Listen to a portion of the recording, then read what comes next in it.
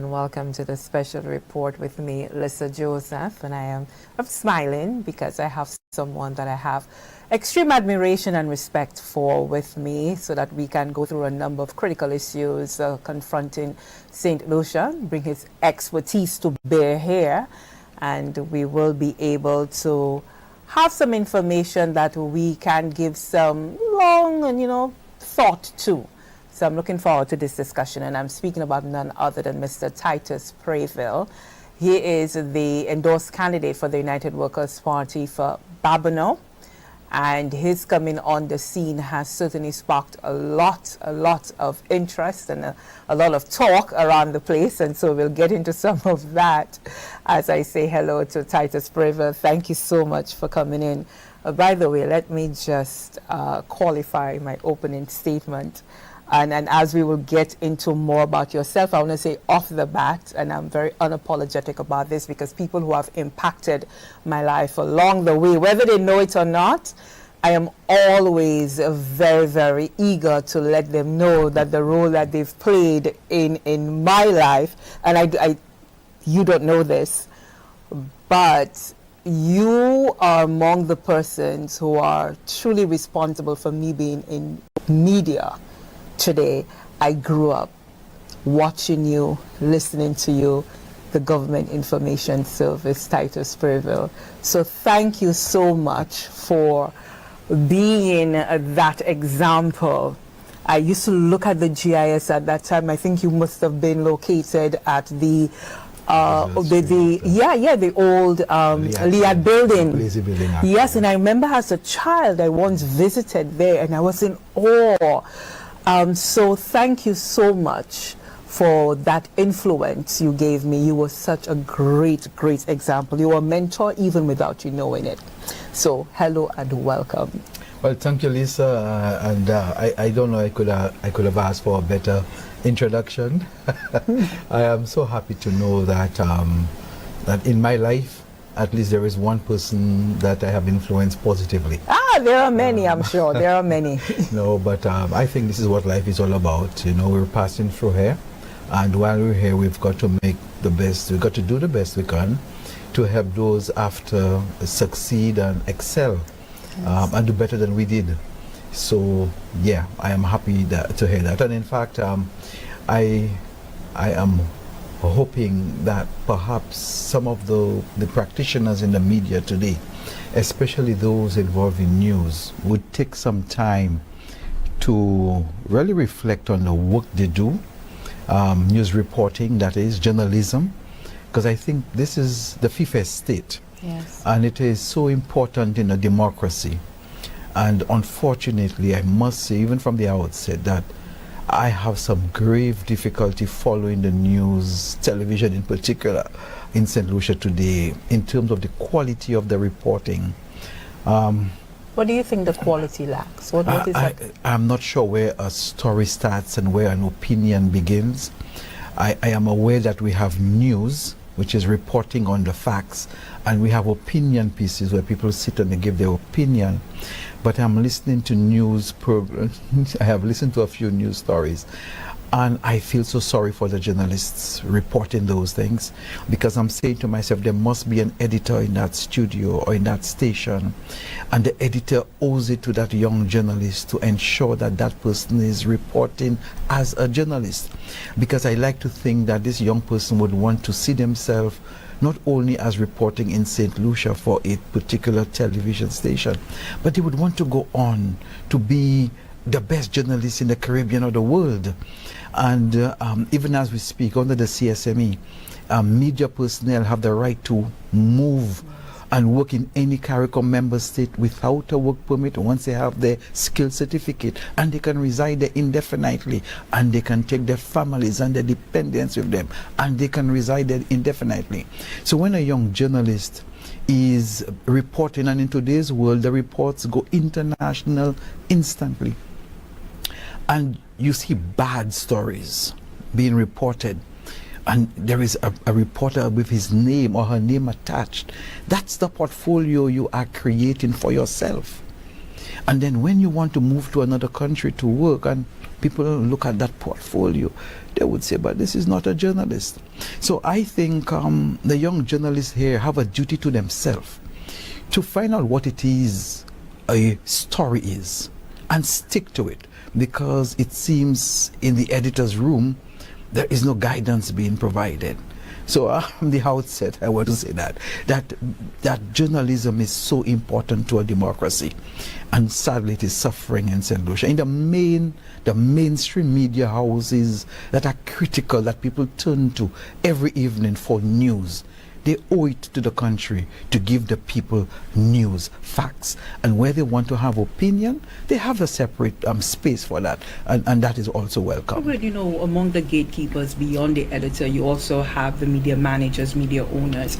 Do you think that compared to the environment that you would have known back then, do you believe that the media houses as a whole have lost sight of what it is, the importance of what it is? Because I often have to have this debate with certain friends that I don't know if those who are operating in the space anymore understand the importance of the fifth estate. Well, I think media owners have always been media owners. I don't know that the media owners, in terms of their purpose, the owners are all about basically getting their media houses, whether it's print or radio or audio or video, to make money. That's always their focus. But they employ people to ensure that there is quality in the product that they're producing. So the output from the media house, in my view, is largely determined by the quality of what your editors and your journalists are. In fact, the higher your quality, the more viewership you ought to have, and that would drive advertising to you. So media managers have always been the same thing, but I think we have at a crisis point in our editing and our editors and our journalists. But certainly a lack of training.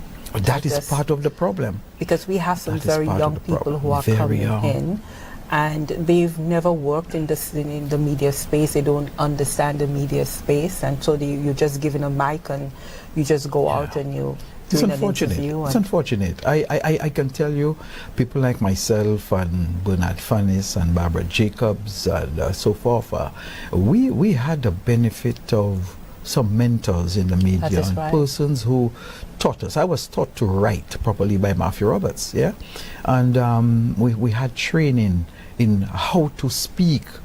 We had how to hold a microphone, how to ask questions, how to do research, and I think this is perhaps where we have a huge gap in terms of the formation of our journalists today. And I say again, at the end of the day, your editor is the one who actually helps pull you along and straighten you. But if the editors are not up to speed, then we may have a problem. Maybe there's some fatigue going around, because, and I'll be very frank and open about this, I have some media friends who say, you see me, I really don't want to have to be reporting on certain things because I don't want to be attacked. And that is something that is a real fear within the media fraternity right now. People shy away from actually covering certain stories because they feel that if they do, they put in their necks on the chopping block. So that is something media workers have to contend with. I was taught that the media holds power to account. I was taught that the media, and the journalists in particular, are fearless, because what they're armed with is the truth. And the truth is what always sets everyone free. And that's what the journalists are there to do, to report the truth. I don't know where the fear comes from. I cannot fathom it. If I were to go back to journalism, I would report the truth as we were trained to do. But we have now social media. That's one. And I think it has completely changed the game. Yes, it has. It has really changed the game for media. Certainly the one thing that mainstream media has going for it is that oftentimes you need the mainstream media to relay perhaps the same information from social media to give it some credibility. Yes. And that's what mainstream media has going for it. But it is a highly complex and it can be combative environment right now. But by and large, I think the media is chugging on. And so I'm interested to know, Titus, how your time in the media and having that fearless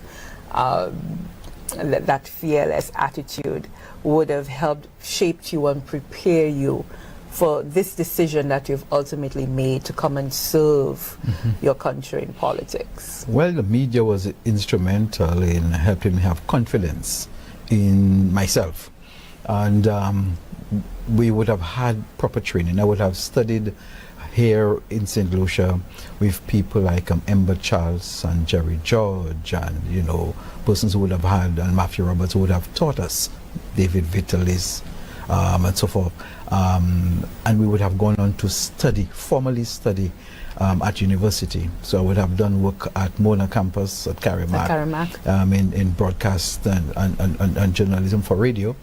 I would have gone into Brighton Polytechnic and do television and reporting. And then with that, you would come back to your country to continue serving. And I worked in the GIS primarily. However, I also worked as an editor for Helen Television, and worked with Radio St. Lucia at the time as a reporter and editor. So it was that type of experience, and especially in the GIS, it helped me understand government, because in the Government Information Service, you had a bird's eye view of how government works. You had to understand how government works to report on government. And I think from that time, I had an interest in the business of politics. I understood what leadership was about, and before that, my life has been involved in the business of leadership at my community level, from being involved in the Catholic Youth Organization, being involved in the Archdiocesan Youth Office and the work of the youth persons at that time when I grew up, organizing volleyball in Babono and taking part in track and field and debating and representing my school and representing my community, and being a house captain at Comprehensive School, which is my alma mater, the CCSS, being a prefect. So pretty much most of my life has been involved in having responsibility and having to exercise, being a prefect. So pretty much most of my life has been involved in having responsibility and having to exercise guidance and leadership that have shaped me. And I would have in economics. So I went to study economics, to report on financial journalism. And at one time I would have done programs on the banking sector, the Bank of St. Lucia, but a series about money and banking. And I specialize in economics, and then having done that, I left the GIS and went into government, other parts of government, economic planning ministry, where I worked for a while. And then I would have worked with SLASPA. I was seconded to SLASPA from 97 to 2001, 2002, thereabout, 96 to 2001, correct. And I was the director of economics and research there. So I understand port operations and took some time to understand that. And I would have come back to government, where I would have worked in helping put together St. Lucia's medium-term development strategy.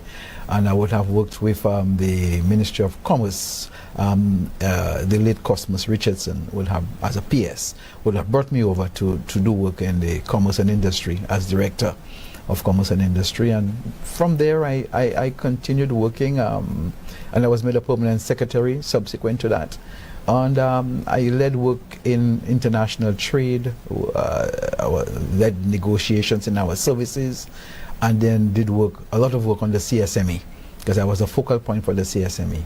And in fact, the work I did during that time was what helped guide my next path when I transitioned from government in 2019, and I went to the CARICOM Secretariat in 2020, in September of 2020, and I stayed there for 5 years, and I was the director of the CARICOM Single Market. I was based in Barbados. That's where the CSMA unit is. And yeah, so My life has been about this. And then you made this huge decision. Yes, yes. Why did I do that? Yeah. You know, again, it's about servant leadership. When I looked at where my country was, and from 1990, thereabouts, different political leaders in St. Lucia would have approached me and asked me if I want to contest for Babonneau. Both St. Lucia Labour Party and the United Workers Party would have asked me to represent Babonneau from way back in 1990. And I've always said, no, I have other things to do. The people in the community, more importantly, even when, at the tender age, when I was in 1990, talking about somewhere in the region of almost 35 years ago, yes, they wanted me to go up, and I said no. But now I think the time has come. The kids have grown. They're all independent. So I think I can then lend a couple of years of my life to serving first the people of Babonneau, who have already expressed a lot of trust in me, and the people of St. Lucia more widely. I think at this time we are at a critical point in our country's history. We have a government which came into office very popular just about 4 years ago and a little bit. And sadly, a lot of the goodwill has been squandered, to be quite honest. I think if the administration were to sit back and look at itself properly in the mirror, it would realize that it has made some very terrible policy decisions. It has made some decisions that none of us can explain rationally. And you know, when you cannot give a rational explanation to something, you are forced to conclude other reasons. And St. Lucia can do much better.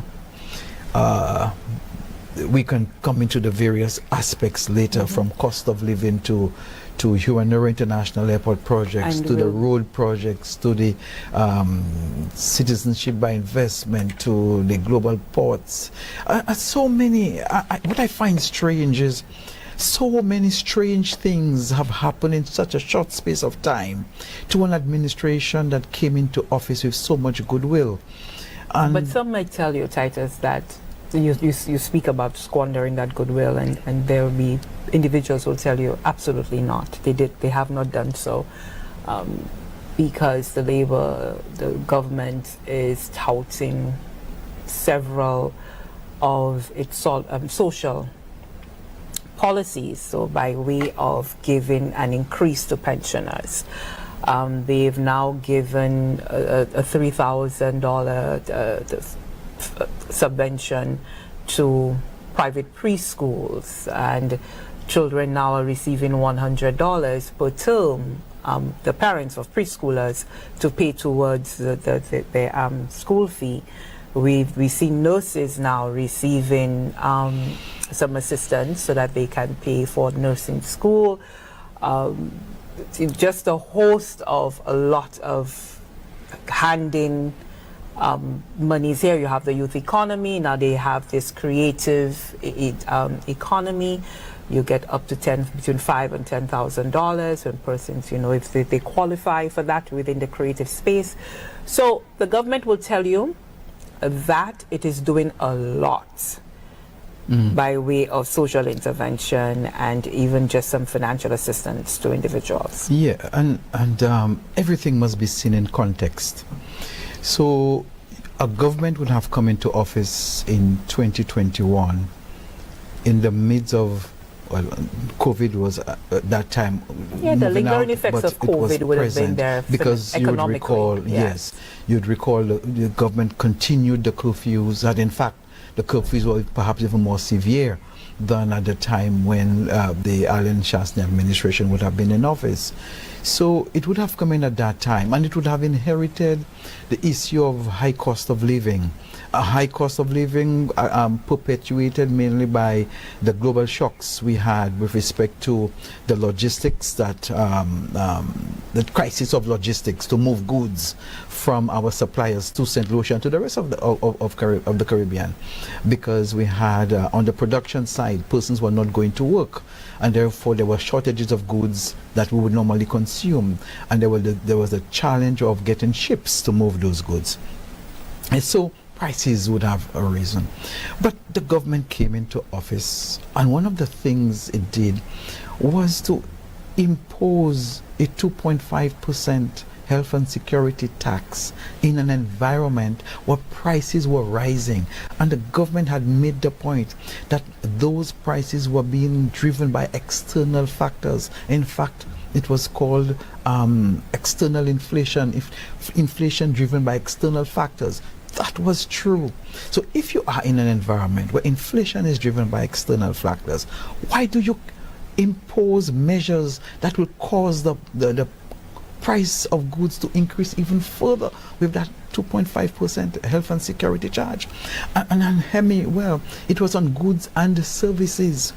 So that one policy measure would have caused the price of what we call core inflation issues, such as rent, insurance, transportation, the trucks that move the goods from the port to the warehouses of our suppliers. Those core inflation services sectors, when prices level out later on, the cost to these people and what they now charge, these don't drop. The prices don't drop. The insurance premiums do not go back down. So you have caused a policy, if one policy measure, you have caused core inflation to increase. What does it do? It makes the environment for doing business in St. Lucia more expensive. And if that's the case, it hampers private sector development. And therefore, persons are unable to get the jobs at the rate they're going to get the jobs. And even if you get a salary increase, the inflation that has come in and has remained high is going to eat at it. So the social programs you speak of, what is their true net benefit? But you've just caused or exacerbated a problem, and you're now giving a handout to mitigate the problem. But you should not have implemented the policy in the first place. And then you step back and you look at the government, which had told us there is nothing we can do. It is external inflation. I'm saying to myself, but there are people advising you. There must be people advising the government. So you do nothing apart from talk in your first year, your second year, your third year, your fourth year, deep into your fourth year, about to go into your fifth year. You turn up and you say, oh, I certainly remember I can remove service charge on certain goods. Oh, I can also zero rate the VAT on certain goods. Oh, I am only going to do it for 70 HS, what do you call, line items in the universe of over 5,000. And I will consider that a policy to respond to something that has been lingering for 4 years. The government could have done that in its first 6 months, Lissa. And but even if we give it a break, even if we give it a break in the first 6 months, the first year, and even if we said, okay, the first year was perhaps too soon, you could have done it in the second year, and the third year, and in the fourth year. But the government had said it didn't have the fiscal space to do it then. Because it had inherited so much debt from the UWP, the previous UWP administration. The debt from what, Lissa? The debt that the United Workers' Party would have accumulated would have been debt that all other countries would have accumulated. And what is that debt? Debt to service the payment of salaries, debt to service the continuation of the economy during COVID. Look, it is a fact that 92% of our economy is services based. Of that, tourism is the most critical aspect of our economy. You've had COVID where you pretty much had new tourists coming in. What were the other options open to the government to keep the economy going? Well, the options were very pretty much limited to borrowing. In fact, the World Bank and the IMF encouraged states to borrow at that time. So what, and if you look at and we do the work properly, we will see that during that time in our borrowing, the government borrowed in a manner that caused it, because there were a number of things happening. We have what you call bonds, a number of our bonds. So you find that persons had little confidence, given the situation, that the government would have been able to continue servicing their bonds. So a number of bonds were redeemed. The government had to find money to actually pay those bonds off because bond owners wanted their cash back. These were some of the reasons the government had to borrow. So there were no other options, and that's the reality. And if you look at how the government borrowed and what the government did during that period, this was what paved the way for the government to have come in, the new government, and experience a V-shaped recovery, not a U-shaped recovery, a V-shaped recovery. So can you explain that to our basically audience? What happened was, you would recall during COVID, the government was implementing a number of policy measures. And I recall clearly during COVID, the government was in the business of repairing roads and getting our road infrastructure in a proper state. And at the time, the government today, which was in opposition, was saying that, look, people don't eat roads. People don't eat roads. Well, today, I see so many roads being built. I'm wondering if people are now eating those roads. But coming back to the issue, the V-shaped recovery we speak to is that the government was putting in place policies so that as soon as the economies of the rest of the world and ours could be open, we would be in a position to welcome the tourism industry. You would recall Alan Chastney very early said we would have to learn to live with COVID, which is what we are doing right now. You would recall during that time, St Lucia was negotiating and had actually completed negotiations and had already commenced the redevelopment of the Huron International Airport. You would recall at that time that the leader of the opposition, current Prime Minister of St Lucia, in an interview, he sat and he indicated that Alan Chastney is the only Prime Minister who believes tourism is going to return to the state it is after COVID. Essentially what he was saying is, do not rehabilitate HIA, because rehabilitation of the Huron International Airport, HIA, was premised on St. Lucia receiving tourists, and these tourists or departures would have been paying what we call an airport departure tax or airport departure charge. And that charge is what would have been the revenue stream to finance the loan that would have been taken to do the work at the airport. So he was saying essentially, it is a bad idea to do this project because there will be no tourists coming, and therefore you won't be able to pay the loan. That's what the Prime Minister, today's Prime Minister, who was leader of the opposition at that time, said. And you must understand that when a leader of an opposition at that time would have come to make that statement, one would assume that he has had a collective wisdom of his party, that his party would have sat down, briefed him, that their collective intelligence would have led them to a conclusion that he would have been voicing, that tourism will not return. And that is where the Labour Party and Prime Minister Pierre today saw themselves. But it turns out that Alan Chastney was correct. And therefore, St. Lucians can see clearly for themselves that Prime Minister Pierre actually gave a vote, or has given a vote of confidence in Alan Chastney as a man who has had the vision and foresight as a Prime Minister for St. Lucia. Alan, got it right, and Philip got it wrong. Well, that's interesting you would say that, because I can remember the Prime Minister of St. Kitts Nevis, Dr. Terence Drew, earlier on in the year, or probably late last year, in a Parliament sitting, indicated that had the former administration followed other islands, well, it's a sister island to the south of St. Kitts, and reopened early the tourism sector, then St. Kitts would not have had to this very slow recovery, and they would have recovered as fast as the sister isle to the south. Yes. So that certainly is an indication that we all tourism based. And I do remember at the time, and even I, in questioning then Prime Minister Alan Shasney on this, was saying that reopening the tourism sector, what you were doing was endangering lives, and because that was the thinking during the COVID.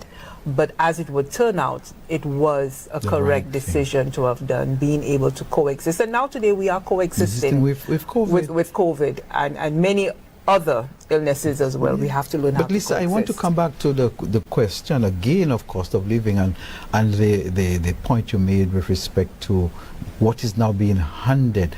You see, on the one hand, the government is giving what it claims to be support, and on the other hand, the government is doing so much, its policies are causing so much hurt.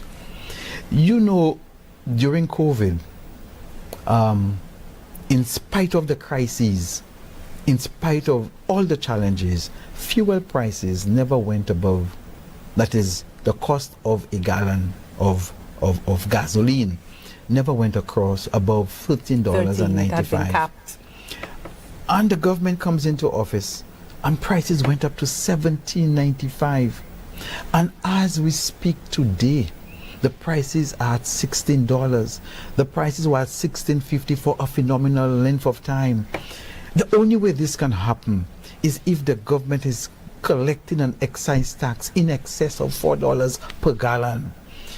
And it was that $4 per gallon, I recall during the COVID period when prices were inching up towards $13.95 a gallon.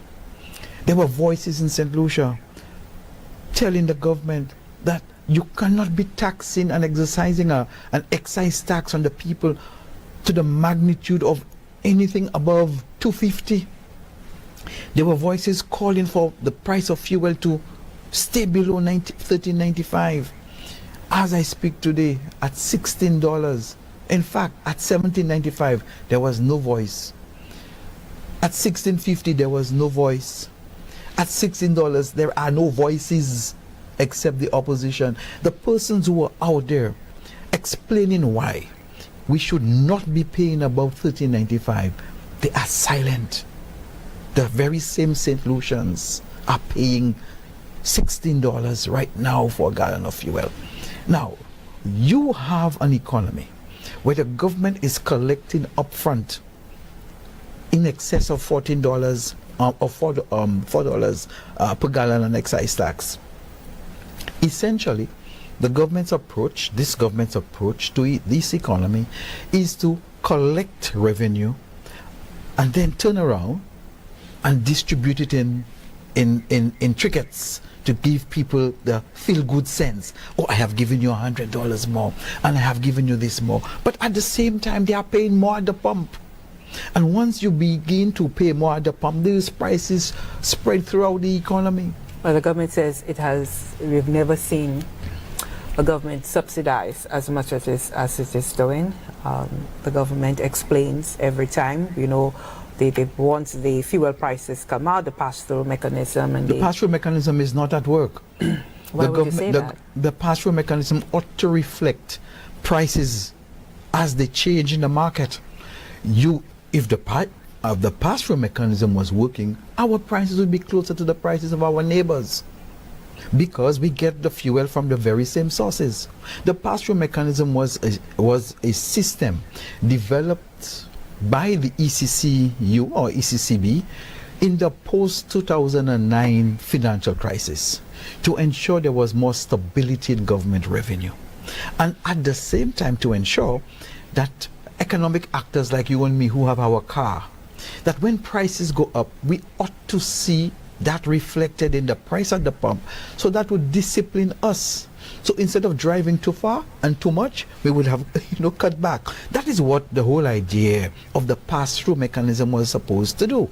It was supposed to help us get a better sense of the real world, so that we are able, economic actors can adjust their behavior. The prices have been kept artificially high. There is no pass-through mechanism going on there right now. But then at least they say they subsidize in LPG. LPG has always been subsidized by all governments. Same as flour, rice and sugar, by all governments. During the crisis of 2008, when we had a global food crisis, I was the permanent secretary of the Ministry of Commerce. We were subsidizing flour to the tune of $17 million a year.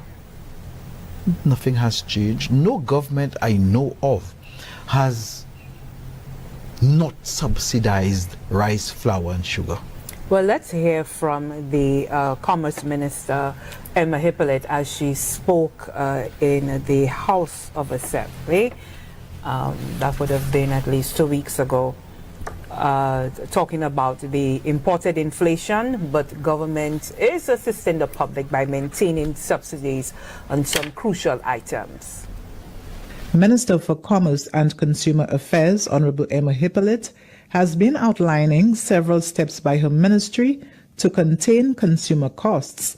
Speaking during a debate in the House of Assembly on Tuesday, the minister explained challenges created as a result of imported inflation. According to Minister Hippolyte, factors such as rising insurance costs and landing fees negatively impact government's efforts at keeping prices down. There are things that we can contain and there are things that we cannot contain.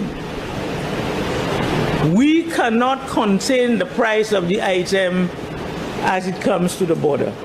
What we can contain is the service charge, the VAT that is on it, as well as working with the business community to look at the markup.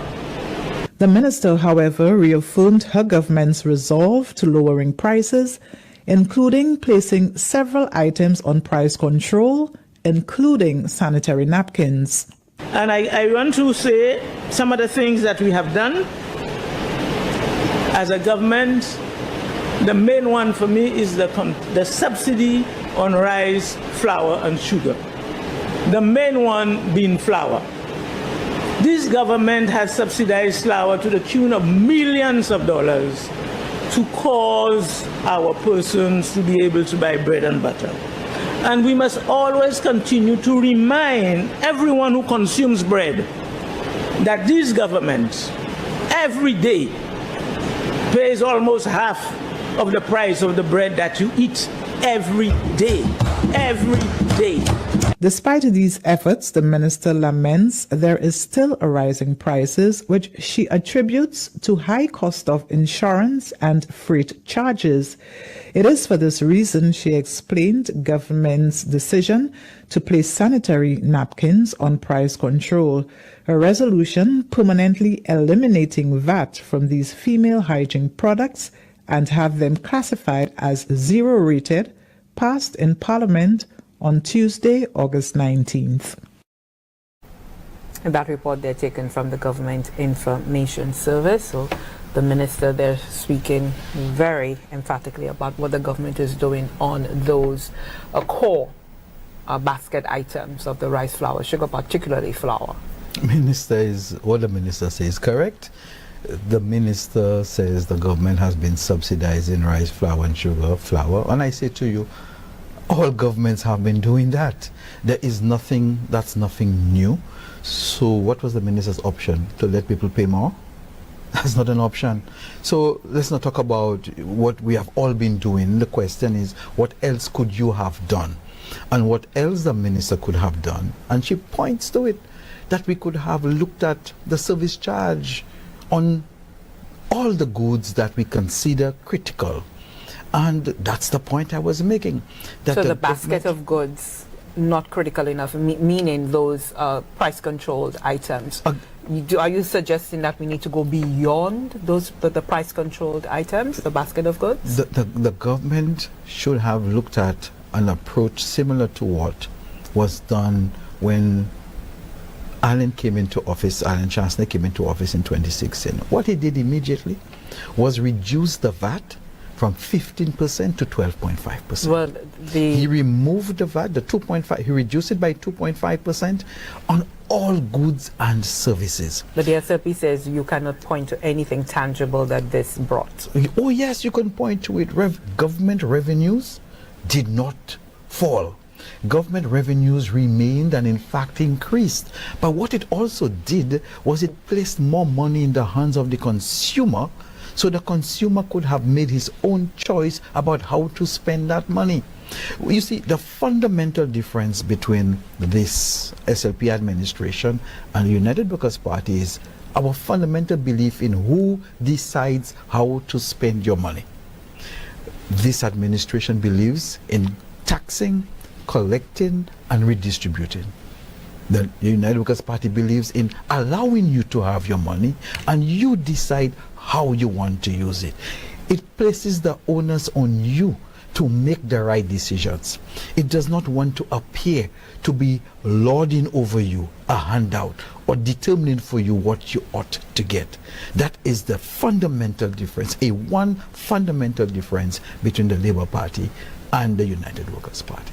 Well, then in that regard, the government has done the VAT exempt zero-rated items. And this is something that is very hotly debated. But you're saying that, and I've heard you say that that approach is going to bear very little. Why? I don't want to talk so much about the VAT zero-rated and exempt again, because when I spoke about it, I have been taken up in the House of Assembly as apparently misleading and not being truthful to St. Lucians, which I found very unfortunate that would be said in the House of Assembly, because what I said is what the minister herself has said. The truth of the matter is that 70 items were zero-rated. 25 of those items were already VAT exempt.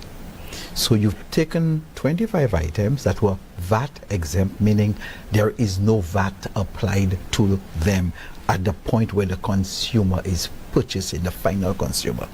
You take these items and you now say you are zero rated. So what if in effect can happen? Well, the retailer of those items, that's those 25 items that were exempt that are now zero rated, the retailer is in a position now to claim the input VAT from the state, and in a position therefore not to pass on the input VAT to the consumer. But these were the products the retailer has been absorbing those input VAT for years. So you are asking business people who are driven by profit, now they have an opportunity to recoup some of what they consider they have lost, to pass on that input VAT to the consumer, meaning reduce the final price, because they are going to now reclaim that input VAT for those items from the government. But that is what the minister said in the House, that the government is doing that with the expectation. And you have no control over what the private sector will do. That cannot be a policy. Listen, Lissa, we have had policies, stimulus packages in the construction sector, where the government, not just governments across, have sought to use those types of incentives to cause distributors of hardware to pass on certain benefits to the construction sector, and it has not happened. We have long experience in that. So the minister herself has agreed that she is hoping that these private people, these retailers will do that, but she has no control. Your government policy on addressing cost of living issues such as what you have identified cannot be based on what you hope the private sector will do. That cannot constitute a policy. You follow? And then let us look at the magnitude of their 70 line items out of 5,000, we cannot be serious. And again, even the communication of those things. You see, many persons thought, for instance, tuna fish was one of the items on which it's zero rated. And persons thought that when they went to the supermarket, they would see the price of tuna fish fall. But it was only one category of tuna fish that policy applied to. It was not applied to all the categories of tuna fish. And by categories, I mean sizes. You have you have 200 grams, 400 grams, or 400 and higher, whatever. I am not into the details of that. The point is, it's not all. So persons found themselves expecting something and not seeing what the expectation not coming to fruition, because the explanation as to how precise those reductions were, that was lost on the consuming public. So you compare that, and I gather since then there have been other items added. I'm not sure. It's like, you know, you have this hopscotch type of approach to doing something. I don't quite follow it. You compare that to a policy where you reduce the price, you reduced your VAT by 2.5% across the board. And I always found it interesting when that was done. The Labour Party in opposition was opposed. I couldn't figure out why an opposition would be opposed to people paying less tax. I could not understand. I have still to this day not been able to understand it. And at the same time claiming to be the champions of the less vulnerable. But that's for another show. So at the end of the day then, when the government says that it has done the best that it can, all that it possibly can, because it has no control over the CIF, you think that's a fair statement? The government has done what it can. My argument is the government could have done as little as what it is doing now. It could have done it long ago. And it is not passing strange that this is being done on the eve of elections. I say to you, even now on the eve of elections, prices have sort of stabilized. So when we were in an inflationary period, you applied inflation causing measures, and when inflation has more or less stabilized, you're now applying deflationary measures. Your policies are not consistent with your environment. These measures, as small as they are now, should have been applied from year one. So do you think the health and security levy, that should be removed? It should be removed.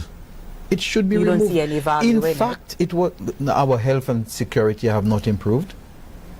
If the health and security levy was meant to help address our health and security by any stretch of our imagination in St. Lucia, that has not gotten better. Our citizen security is worse over the last 4 years, and certainly the health sector has not improved. So I think the government should come out now, one, remove the tax, two, tell the public what exactly the health and security tax was meant to do. I think we know largely it was a policy-based loan. It was a loan. And as we speak, the health and security tax has been extended. So why come to people and attempt to trick them into thinking you are implementing a tax that on the face of it is understandable, health and security, but you know fully that is not your intention. Just be upfront with the people and let them know what you're doing. People are reasonable. St. Lucians have intelligence. They can understand. Yeah. No need to trick. And you know, it is that type of environment the government has created from its inception. It's not straight with the people. There is always some sort of deal being made that is not consistent with what people expect. It's a government that is, when you look at its actions, seem to be steeped in deals, strange deals. And the deal seemed to be bent on maintaining power as opposed to serving people. And it's very frightening, because you don't know what new deal will be made in the dark of night and where St. Lucia will be by morning. Well, one deal that the government went out to look for, and it had, something that it said it will be delivering, is a St. Jude hospital. And the government sought assistance from the Saudi Development Fund, some $208 million, and there have been some subsequent borrowings as well to be able to deliver St. Jude Hospital. We're coming up upon the 16th year of St. Jude, and how do you take this situation? 16 years, and St. Lucia is yet to open the hospital, which a wing and I think some other departments gutted by fire. Yes. Lissa, I think you have captured it well. When you say 16 years, I don't know of any country in the Caribbean that has taken 16 years to build a hospital. I don't know of any. One hospital, and not a hospital with a few thousand rooms. From what I gather, and we're not sure how many rooms we will have at this one. Some people say 70, some people say 90. Again, in this government, you don't know what deal is going on in the background, so we have no idea. The words transparency and accountability that the Labour Party introduced positively in 97, that has gone out the door. So we have no idea what that is. But let us look at what it is we believe we know now about St. Jude's. St. Jude's was gutted in 2009 September. The building was already about 80 years old. And when that happened, Prime Minister King at that time, the decision was, let us see if we could rebuild that old St. Jude's. So between 2009 and 2011, he would have spent in the region of $30 million or thereabout trying to get St. Jude's. Of course, we would have moved people to the stadium, the George Odlum's stadium. Yes. And so persons would have been housed there. I remember distinctly during that 2009-2011 period, the Honorable Moses Musa Jabatis, I think his surname is, he was calling for the government, King at the time, to open the hospital, to complete St. Jude's, and make this stadium available for the young people to play the football. In spite of the fact that in 2010, in October, we had Thomas, which dealt a severe blow to St. Lucia, and which obviously would have caused a relocation of resources from St. Jude's to other areas. But Minister Majabatis, who's now Health Minister, was insistent that Stevenson King should have built a hospital in that 2-year period. King did not. St. Jude. The government would have assumed office in 2011. In the 5 years, you would have built a hospital, because there was an expectation that King could have done it in 2.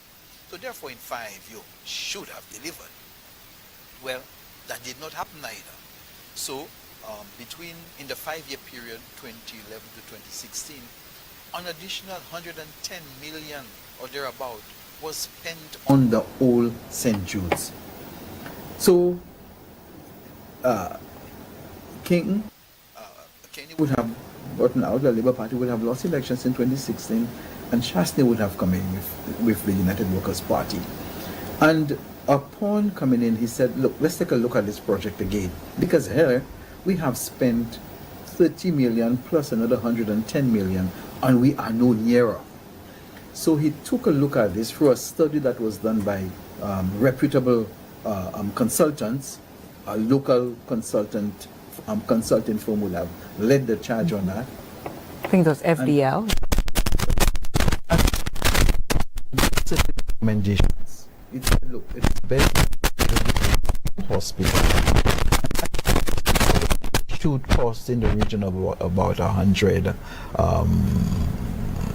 million, somewhere in that region. So the decision was made to go for this new hospital. And why?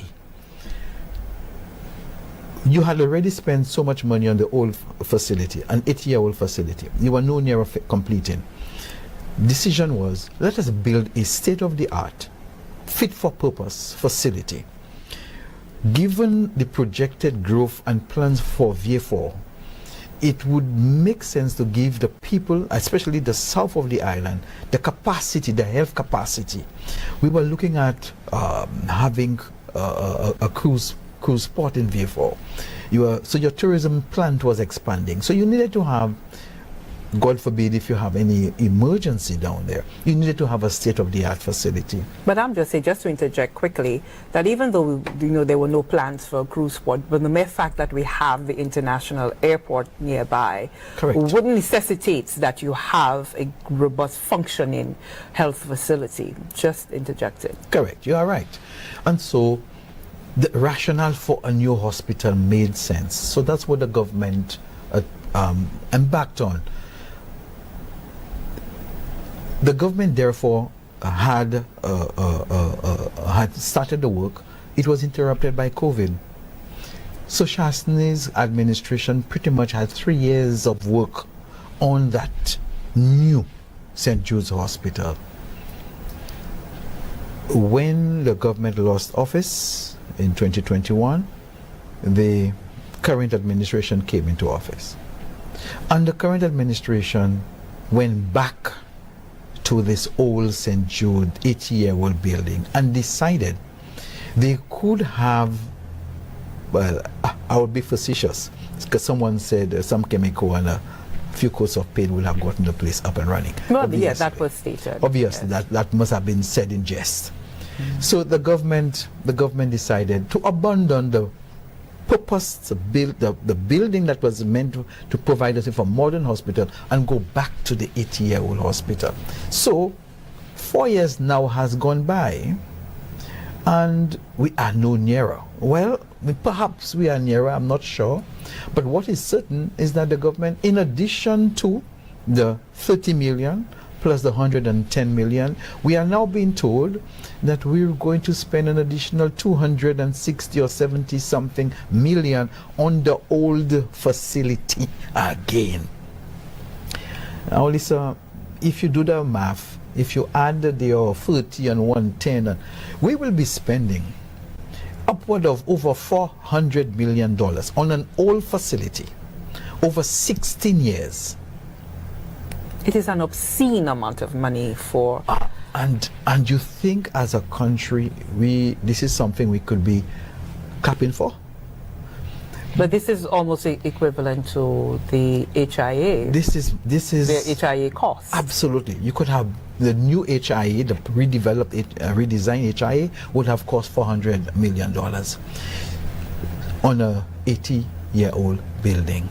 That is the wisdom that the Labour Party has brought to our health facilities in VA4. It's a shame. But some will tell you an 80-year-old building, so what? The 80-year-old building was never designed as a hospital, Lisa. It was not a purpose-built hospital even then. So where we are now is we had an option. The country of St. Lucia had an option. Build a brand new hospital, which would have cost about $100 million, even if it went to $150 million. It certainly would have given us a better state-of-the-art facility and not a $400+ million facility in an old facility. So what would you have done, to your mind, what if you go to that new building, what is referred to as the box, what would happen to that 80-year-old structure? What do you think? Well, repurpose it to what? Well, what was planned when the UW was in office between 2016 and 2021, what was planned was, since we had already spent, meaning St. Lucia, had spent 30 million, 110 million, we would have taken this facility and convert it into a university, a medical university. We would have converted it and have it specialized to provide in nursing training for nurses. There's a high demand for nurses. St. Lucia, the world needs nurses. So we would have ensured we have that facility specializing that area, and we would have taken the new hospital and built what we call an international section, and a section also to deal with our St. Lucia nationals. We would have had a helipad. We would have been able to move persons and have a new form of tourism in the health sector. That was the thinking. What we call a box is in fact what is the design that is used for modern health facilities as we speak. That is what is being done in Grenada, a box. That is what is being done anywhere people are serious. So the box is really the way to go. So here we are, 16 years later.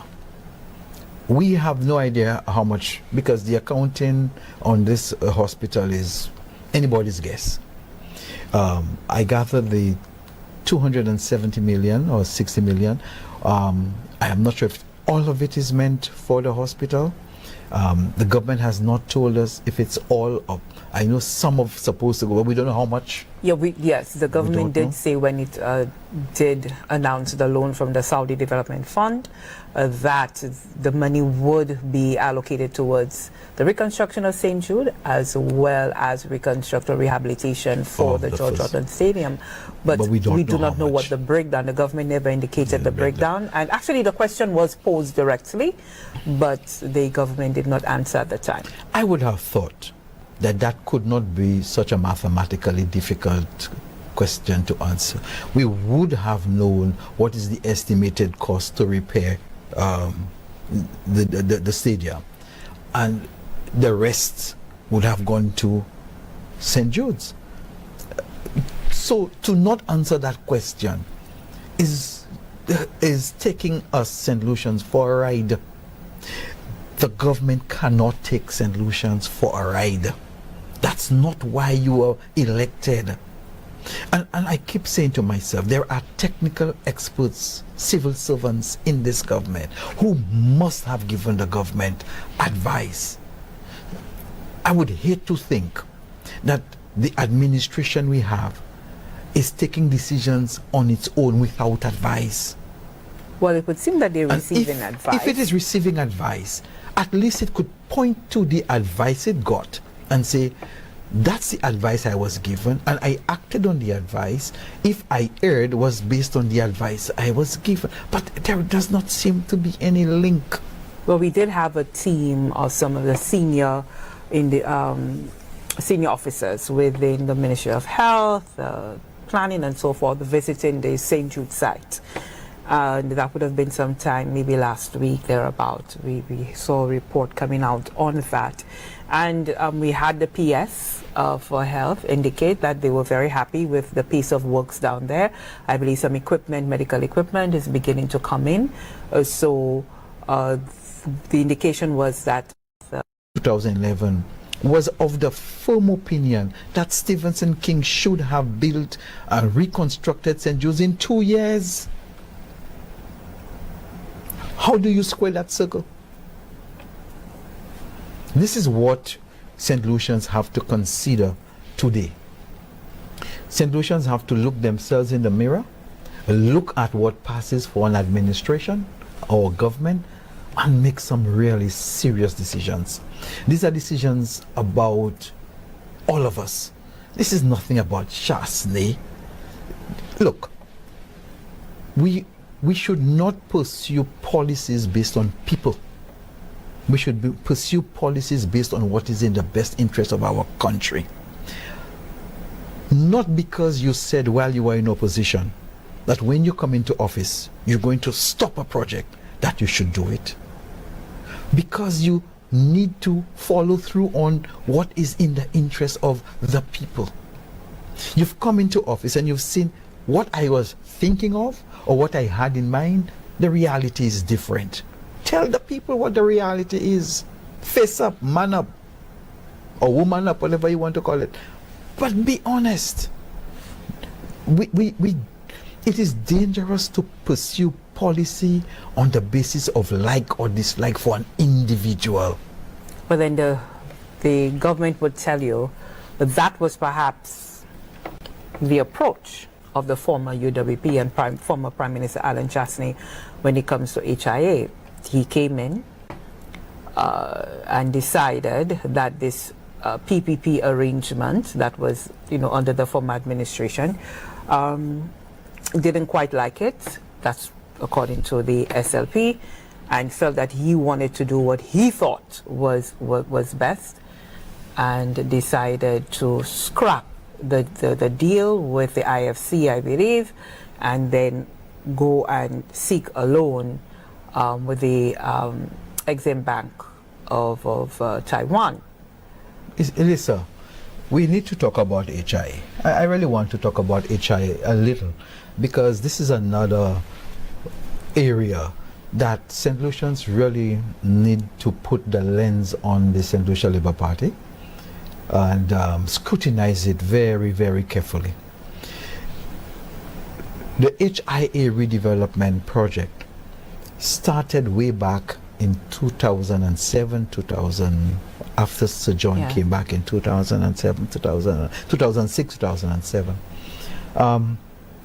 At that time, a new airport departure charge of $35 was introduced to cause us to raise the funds to build or redevelop HIA. We would have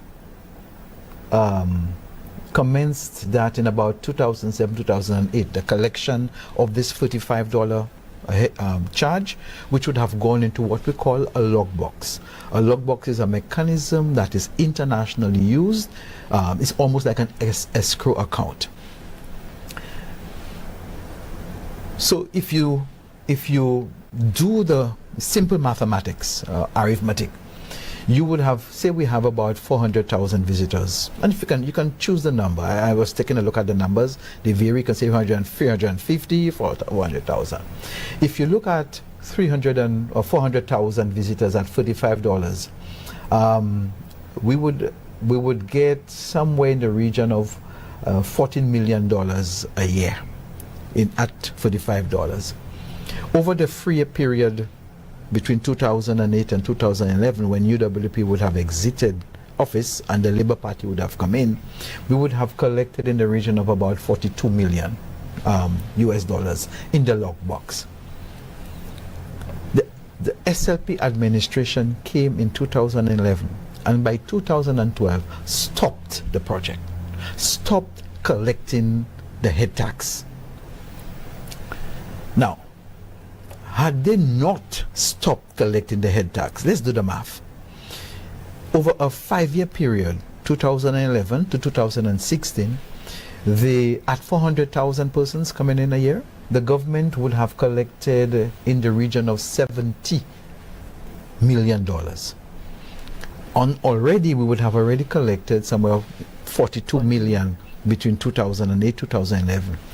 So come 2016, we would have had somewhere in the region of $112 million already there for us to implement our redevelopment of our airport. Had the government, that's Kenny, had he not stopped the project and go for this PPP. So that decision by the St. Lucia Labour Party administration between 2011 and 2012 literally took away from us the opportunity to have raised an additional 70 million, taking us to 112 million. And the project at the time, the Uranora International Airport Redevelopment Project, was estimated to be about 150 million. It has gone up to 175 million. So you can now see the gap, or the financing gap we would have had to fill. Would that have warranted a PPP? I tell you the answer is no. What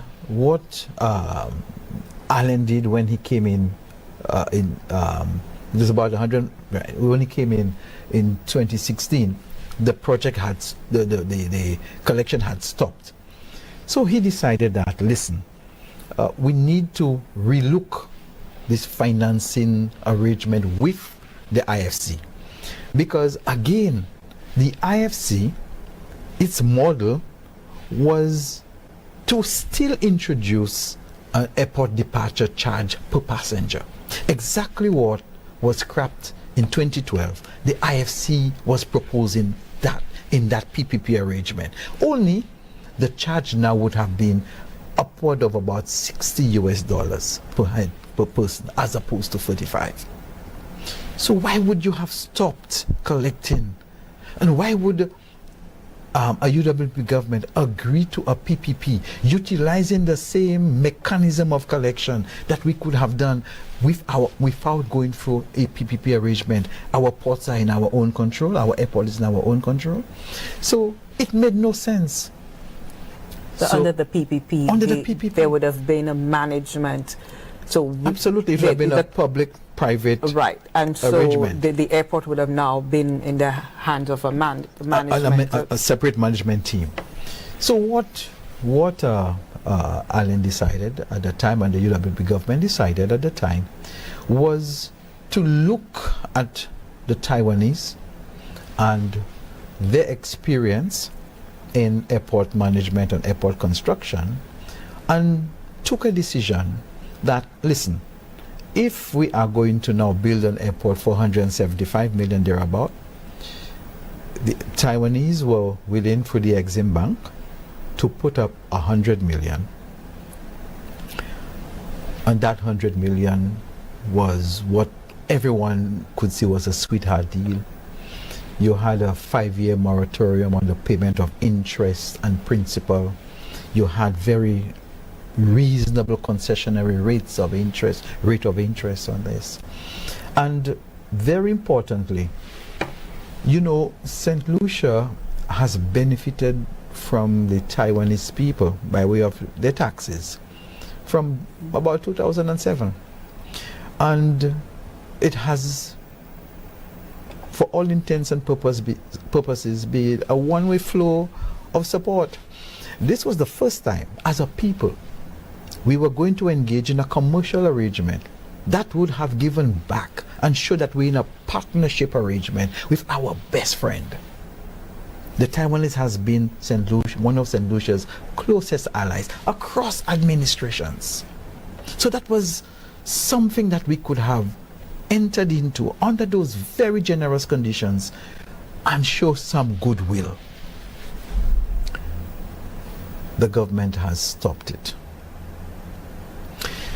You see, Lisa, the only reason why we, in the first place, had to turn to the Taiwanese was because, again, the St. Lucia Labour Party administration of 2011 stopped collecting the head tax.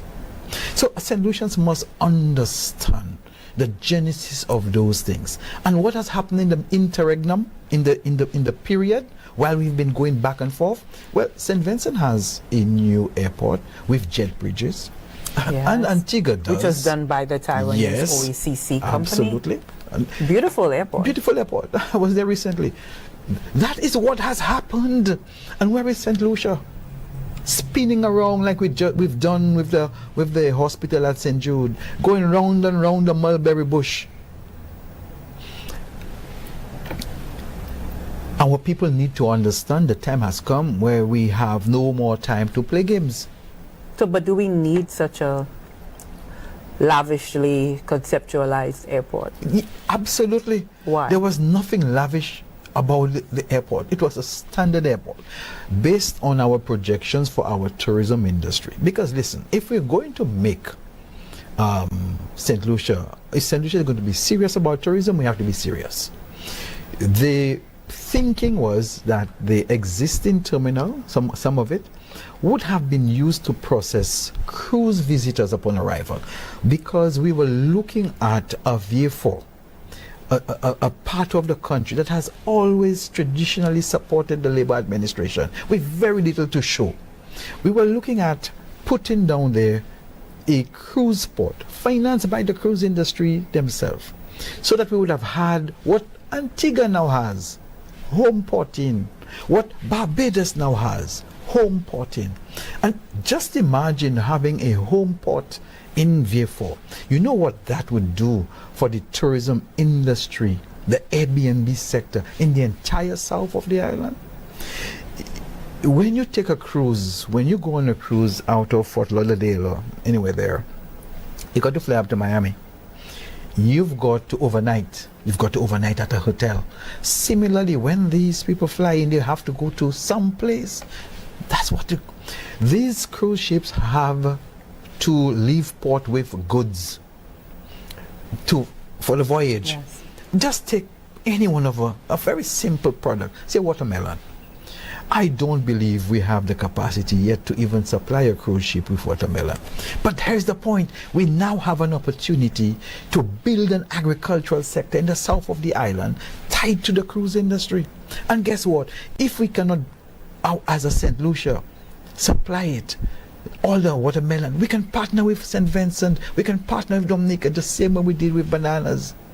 Well, I was listening to one of the officials who used to be with the Antigua, in charge of the Antigua cruise port, and then she was talking about how they had run out of eggs and they couldn't supply, so they had to source it out from another island. And so yes, you know, the that cruise, is what this yes, is about. It generates a whole lot of economic activity. You have to supply. So sometimes it's good for St. Lucians to take a cruise, see what happens on a cruise ship, see the consumption levels on a cruise ship, look at the volume of eggs. It's a floating hotel. That's what it is. Eggs and watermelon and pineapples and so, and then envisage us as a country supplying that to this cruise industry. You know how that would transform our agricultural sector, our tourism sector. We'll begin to truly and truly show the link between tourism, manufacturing and agriculture. That is how you plan the future of a country. That is how you think.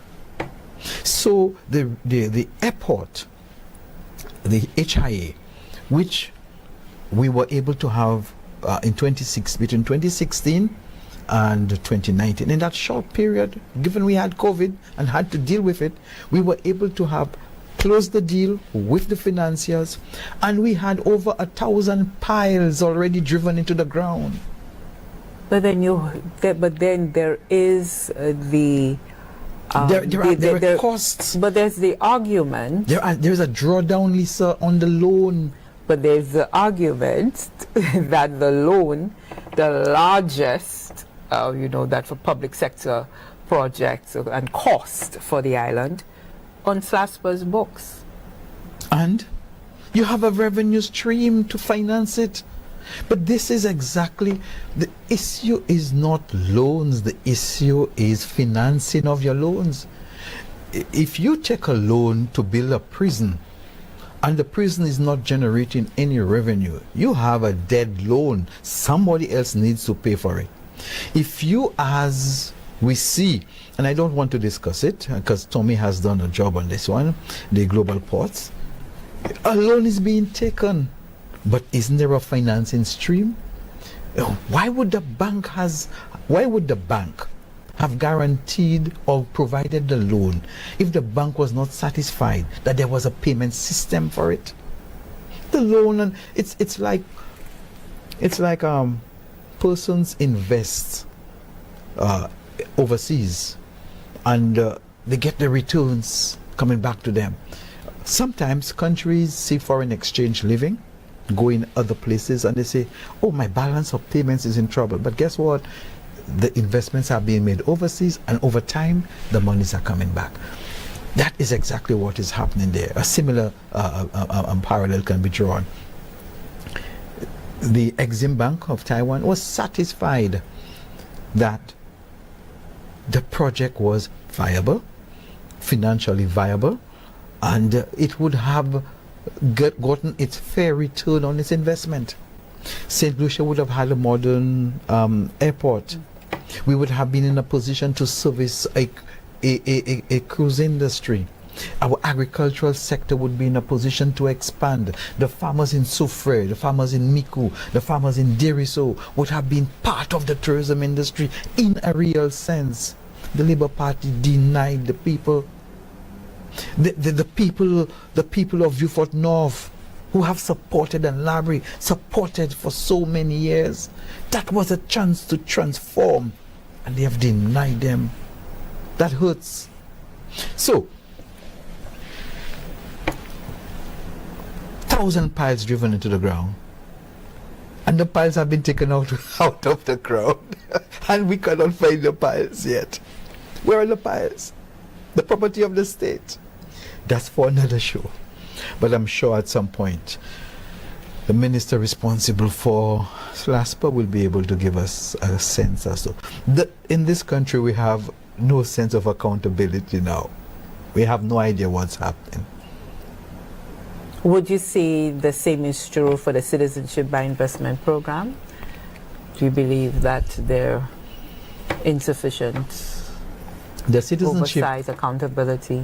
The Citizenship by Investment program is one of those programs that are those initiatives by the government again, activity undertaken by the government again, that it's a black box.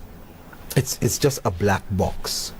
The ministers seem unable to account in a coherent manner over time what is happening. The math in that sector under the CIP does not math at all. I will say this. For the CIP, its core issues are lack of transparency, a lack of accountability. But you believe that CIP as a program itself has value for St. Lucia? You believe that there is great value for the island? Lissa, to me, the Citizenship by Investment program is a fallback position that a country like St. Lucia adopts given the situation it faces in the real world. Because for me, and I think for most St. Lucians, the fact that you are going to give your citizenship to people who have nothing in common with you, when you have made that decision to go down that road, it must be something that will return to you something of great value. Because you don't just give up your identity to anyone without a compelling reason. So what could be the compelling reasons to go a Citizenship by Investment program? Well, if we do it, it should go into matters pertaining to things like capital expenditure. We should have that focus on addressing or building resilience in our economy, to ensure that we do not default on our debts. It is those strategic things that should be what would drive use of first going into a Citizenship by Investment program and how it is going to be used. It's not something you do for recurrent revenue. So if that is the case, what the United Workers' Party would have done in office through the Citizenship by Investment program was that it would have set up a citizenship, a National Economic Fund Act, and under that act it would have had a robust system by which the funds would have been collected, and also a process of expenditure that is transparent. I know the act was amended when this new administration, the current government of St. Lucia, came into office to remove the arm of the system which was made up of a committee made up of the private sector, government, civil society, that would serve to examine proposals for the expenditure of resources generated through the sale of our passports, which is exactly what happens. So that committee basically decided on that which right. programs so would get proposals, funded. right, and they would make recommendations to the cabinet, and the cabinet would finally decide what to do. But there is a body that would have exercised that type of advice to the cabinet. What the administration, the current government, did when it came into office was that it amended the act so that that decision came directly to it. So there is no buffer between the cabinet and the resources and its use, or recommendations for its use. That was the very first thing that the government did. But do you believe that there's something inherently wrong with that, though? Because ultimately the recommendations would have gone to the cabinet for it to approve or not approve. But you know how much, you know what projects, there is a body of persons and a set of records and there is transparency that says, here is what. So there is someone who could report to the public outside of the cabinet. We recommended A, B, and C. The government in its wisdom chose E, F, and G. But at some point, if something goes wrong, you could say, here was the advice we gave. Here was the decision you took. You have to be held responsible for that decision. That is the process of accountability. But that was taken off. So the truth of the matter is that there is nobody outside of the cabinet that knows what the cabinet uses, how it arrives at its decisions on use of CIP funds, our money. Now, the issues with the CIP, it's how the broad issues. I'm not getting into the numbers on the real estate and on the broad issues are that the government has undertaken through a developer called Galaxy a set of arrangements. In the first instance, Galaxy undertook to on-lend to the government a certain amount of money, 100 million. Well, that would be lend. under the enterprise option. So yeah, so now they have the infrastructure option. Great. And at the end of the day, the number of files that were sold or allocated, that's the word, allocated to this, does not match what it was, or put it this way, for $100 million, the amount of revenue that the developer would have attained or amassed from the sale of those files is way in excess of what it is that the government would have gotten as it's 100 million, in the region of 600 million for 100 million.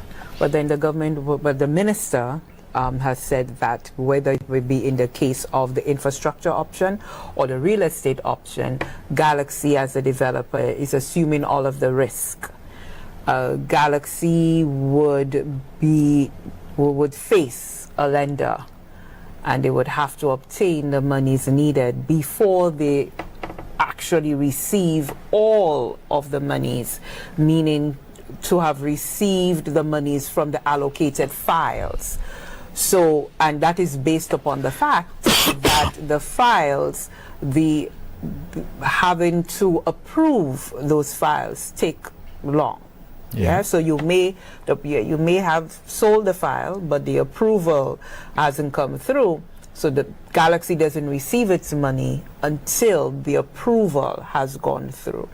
So you make available to, maybe it would have been better if the government went to a bank and borrowed the money. There would have been a clear sense as to what it's going to pay back.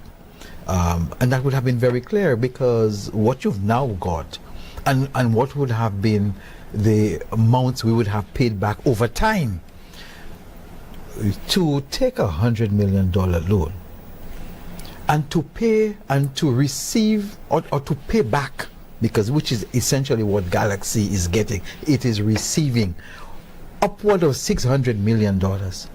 Whether it receives it over a year, 5 years, it's still 600 million. 600 million. How do you justify that? That is not justifiable. And that is the logic that is presented to St. Lucians. There is an interesting thing also, because there are other options that have also been utilized under the CIP, where you have through the infrastructure project, and that was, we just looked at Galaxy in one environment. We look at the infrastructure project. I think that's the hotel project down in that would be the real estate down at Canals. Down in Canals. And here it's interesting because you have somewhere in the region of a project which was supposed to have cost 350 million, of which when the United Workers' Party was in office, we would have asked the developer then to, from their own resources, find 40% of the 350 million, and then they would have been allocated files to be sold to raise the remaining 60% of that, about 210 million. And very importantly, when those files would have been sold, those monies would have gone into an escrow account, and when that hotel would have been built, there would be a drawdown from the escrow account based on construction. Now that provides us with a framework for accountability and transparency. The new government would have come into office and would have indicated that that very same hotel would now be costing not 350 but 400 million, that the price per file would have dropped from, I think it was 350 to 200,000 per file, per passport basically, and that the company would have been allocated somewhere in the region of 5,000 files. I guess again the argument would be, well, I don't even know if we can put an argument together because there is no loan being forwarded as was in the previous case. Why would you put forward to an entity 5,000 files to raise $400,000 when all you needed to literally raise 400,000 was 2,000 files?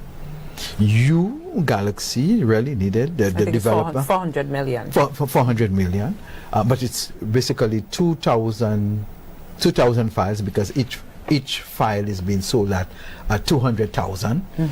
So you would raise your $400 million, but why 5,000? Where's the difference? The 3,000 files. Why they have this to do what? And therefore St. Lucia now is in a position where we have anywhere between $100 million and $1.5 billion outstanding. And bottom line, we have no sense as to where this money is. The minister responsible for the CIP is unable to give us an account, and the audited statements are behind. We are unable to look at a document and get the truth. And at the same time, we're hearing a number of things that are disturbing, that the government is, well, with Galaxy, we're hearing that the government no longer has an arrangement with Galaxy based on certain developments at the OECS level with respect to what decisions from the Memorandum of Understanding that was established to ensure we bring order to our CIP program. And that's another thing I wanted to point out, because when the CIP program started in the individual countries, These obviously would have had implications for us as member states of the OECS and member states of CARICOM. And one of the goals of the OECS Economic Union and also of CARICOM is ensuring we are able to coordinate our foreign policies. So foreign policy coordination is important. And in essence, when you are entering into that area where you're selling your passports, you are in fact saying, I am able to generate new citizens through this arrangement, and these citizens would have rights not only in my country but in all other member countries. So there is need for coordination, which is what we're seeing happening now in a sense through the establishment of those basic levels at which a passport could be sold, which is now $250,000. Whereas with the arrangement of Galaxy that we understood at the time, the passports were being sold for, I think it was 200,000. 200,000. It had been reduced to 200,000, and now that it is established at 250,000, the government is saying, listen, you need to share this extra 50,000 with me. Galaxy is saying no, our agreement was whatever, and we have confusion in this environment. No accountability, no transparency. When asked, when challenged, the government's response is, we have closed our arrangements with Galaxy. And there are a number of questions attached to that decision to close. But we have no evidence of a formal process of closure. As we speak, we still see Galaxy in Japan with the government. Lissa, there is a way to govern, you know. We don't govern by word of mouth. We govern through statute, through laws. We govern through written documentation. But we don't seem to find those things in our country right now. When we see those things, we know something is wrong. Something is very wrong. And this administration needs to come clean with the people of St. Lucia, needs to practice something called good governance for once. If you have made errors, come clean with the people. Let the people understand, well, we were thinking X, but Y was the case and we didn't have the foresight to see this. But come clean. What we see is a series of convoluted explanations about important things. We see it with in this case, the CIP. We see convoluted explanations with the HIA. We don't know how much of the 260 or 70 million from the Kuwaitis, from the Saudis is going to the stadium and what's going to the... We have no idea. Our country, unfortunately, is at that point. And this is one of the reasons why I came into this business. Because I know we can do better. We have done better. And we need to do better. Not only for this generation, those of us alive today, but for generations to come. So I have come forward, and a team of us have come forward under this leadership of Mr. Shastney to begin to straighten out what is obviously, we are in an obviously bad situation. The CIP matter, separate and apart from the fact that the government cannot account for billions of United States dollars, St. Lucian money. This administration cannot account for that. Separate and apart from that, there is reputational damage being done to us, St. Lucians, from the action of this government or inaction. We have the legitimacy of our passports would have granted us access, automatic access to a number of Schengen states in Europe. This has implications for us to be able to access healthcare, which we do not have necessarily in St. Lucia. But that is under threat right now. So these are real situations that we have found ourselves in because of an administration that is unable to account to us. And not just us, the rest of the world is looking at St. Lucia. The United States, the United Kingdom, the European Union, they are looking at St. Lucia, looking at the manner in which this government is managing this economy, and they are saying, we are concerned. But then the government will tell you that, or do you believe that the OECS regulator coming on stream will kind of just deal with that situation? The OECS regulator coming on stream is not a government. The people of St. Lucia went to the polls and chose a government to govern St. Lucia. The people of St. Lucia did not choose a regulator to govern the government. So a regulator is supposed to take instructions from a government to regulate, not the other way around. But what we have is a government that other governments are saying, I don't understand your governance. These are governments that have been our partners for years. And they're saying, because I am unable to understand how you're governing and the implications of how you're governing, I need to put on protective arrangements in my country against your people. This is really where St. Lucia has found itself.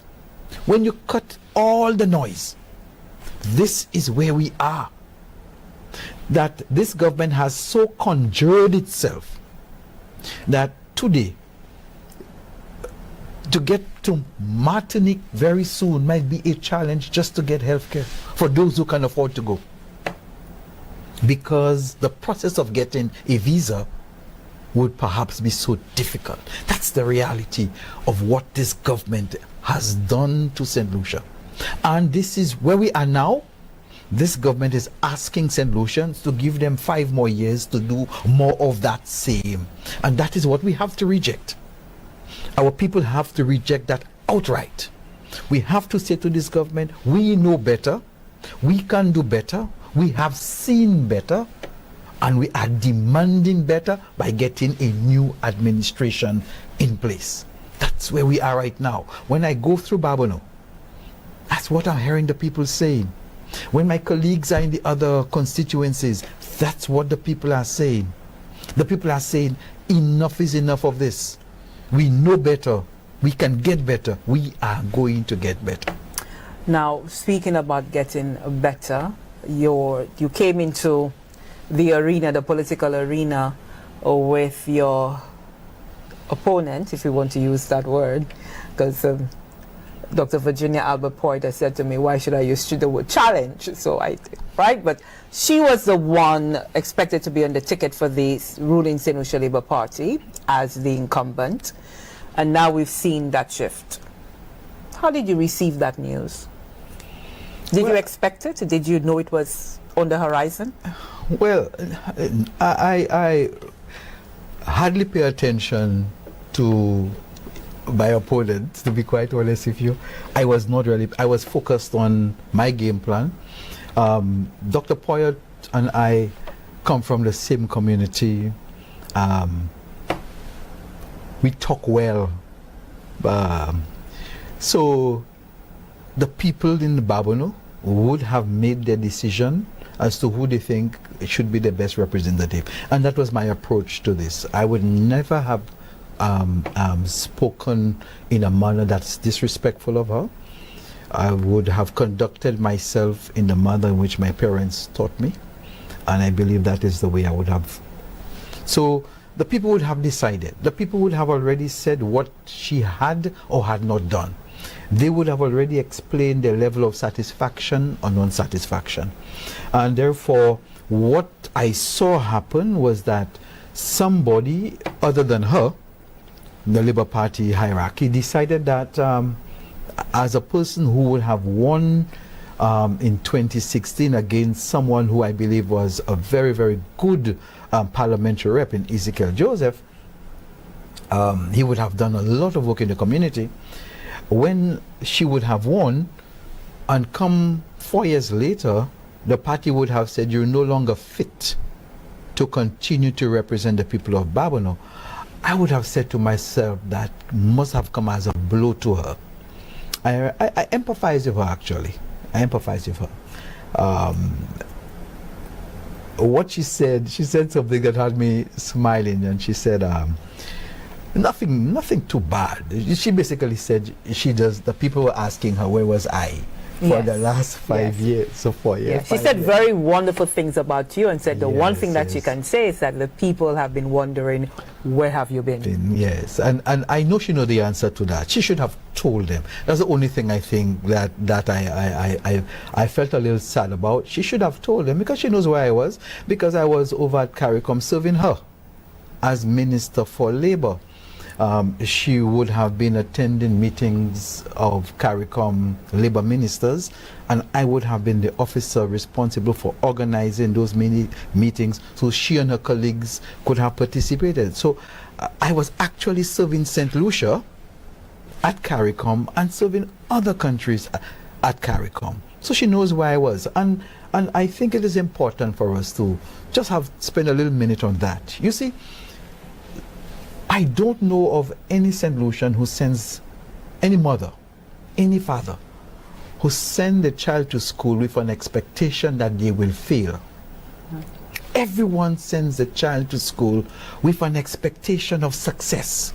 And do better. And do better. Better than the generation. The teachers who teach those children, like Dr. Poet was a teacher before, would have expected the children they teach would have excelled and do well. And doing well does not mean staying in your community only. It means getting your full potential anywhere in St. Lucia or outside of St. Lucia. So if I, because of the training, education, opportunities that people like Dr. Poyot and her colleagues would have taught me, and I listened to them well, and I excelled at what they taught me, which allowed me to work outside of Babonneau, should that be held against me for not being present in Babonneau, and therefore I should not be eligible to take part in our elections?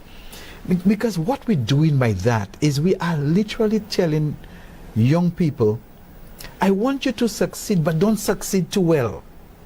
Succeed, but I don't really want you to succeed, because I want you to stay in the community if you have political ambition. But now that cannot be true. That is a self-defeating argument. So we need to stop that. Cut that out of our country's political dialogue. We are here to get every St. Lucian to get to the furthest place in life. And even now as we speak, we are advancing the OECS Economic Union. We are advancing CARICOM.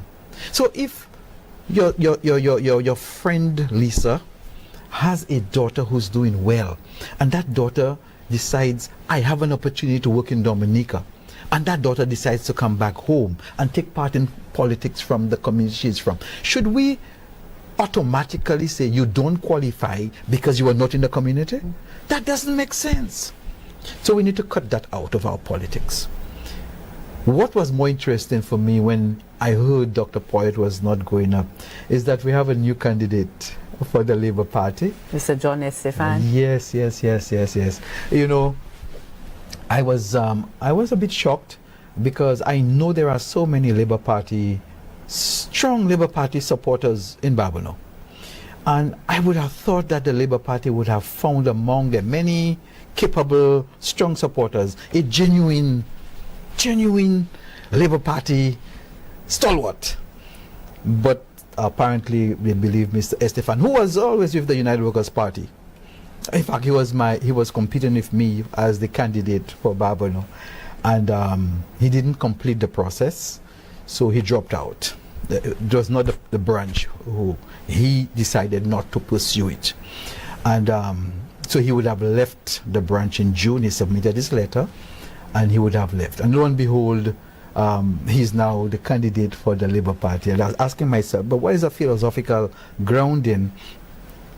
To me, if you have a grounding in something, how do you unground yourself and reground yourself in something else? The Labour Party philosophy. It's either the Labour Party doesn't have a philosophy or much of a philosophy, so anybody can just go anywhere, anytime. It doesn't matter. Or it's a deal. The deal, the deal. It's just another deal, perhaps. A deal. Perhaps the expectation too deals, that yes. maybe it's a strategy. That at the end of the day, if he was, as you say, within the UWP fold, yes. that he can bring in, some of those votes across to the other side. Could be a strategy. It could be a strategy, but I am getting a sense that the people who are genuine Labour Party supporters at Barbono, who know him very well, they cannot identify him as a Labour Party supporter. They see him as a United Workers Party supporter. And how do the United Workers Party people feel? But the United Workers Party see him as a person who was not sure what he was all along. Was he ever really with us? That's the question that's being asked. And I don't like that. I don't like that for him. I would have preferred to see him, genuinely in one place. And if he were to have made that decision to go to Labour, he should have done it sometime before, in my view, my humble view, so that it would not come across as if he is seeking power for power's sake and jumping all over the place. It would not come across like that. But right now it's coming across like that, and I don't know if that is going to help him. We will go through the process and we will see who is victorious in the end. But you have a clear vision of what you want to see for the Barbono constituency. Yes, I do. And that is coming out of discussions with the people. The people of Barbono know that I would have been going through the community, talking to them, listening to them, the same as Tommy is doing in the Castry South and listening. You see, policy making must be grounded in evidence, and evidence comes from understanding the subject you are studying. And in the case of the politics, the evidence is from the people you are determined to serve. So I would have spoken to and interacted with people now in particular, but I would have known that a number of the issues, because I grew out of the community. I know my space. So I know the issues in Barbono. I was part of helping to solve the issues before. There are many issues that remain. So it's part of my DNA, if you were to say. I know the issues. But I have gone to the people and they have presented some key areas for me. And we are building policy responses from those areas. The areas would span areas, youth development, youth empowerment. That's a core area. Another area would be the economic sector, agriculture, and what can be done to bring greater value to agriculture in Barbono. That was a critical area. Our culture and how we can leverage that and tie it back to tourism. The need for economic expansion, for infrastructure development, that has been identified. And a number of other areas, such as ensuring people have, water, running water. These are must-haves. Improve on that system.